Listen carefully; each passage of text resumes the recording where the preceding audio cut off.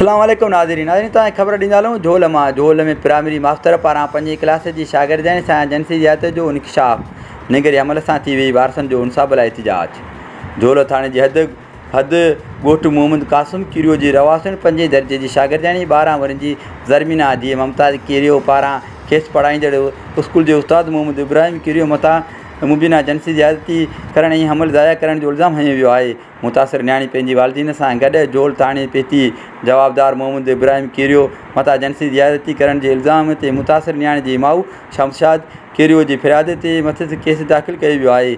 ॿिए तरफ़ इल्ज़ाम हेठि आयल स्कूल जे उस्ताद मोहम्मद इब्राहिम कीरियो जो मौक़िफ़ आहे त मूंखे का बि ख़बर न आहे। न्याणी मुंहिंजे मथां बीहारे कूड़ो इल्ज़ाम हयो वियो आहे जंहिंमें का बि सदाकत न आहे। होॾां SHO झोल नबी बेशकील आशारी मेडिकल ऐं DN लाइ मुतासिर न्याणी खे पाण सां गॾु अस्पताल खणाए वियो।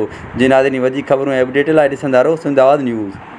नाज़रीन सिंध आवाज़ न्यूज़ खे YouTube ते ॾिसण लाइ मथे ॾिनल लिंक खे खोले सब्सक्राइब करियो सिंध आवाज़ न्यूज़ YouTube चैनल ऐं रहो हर ख़बर खां बाख़बर।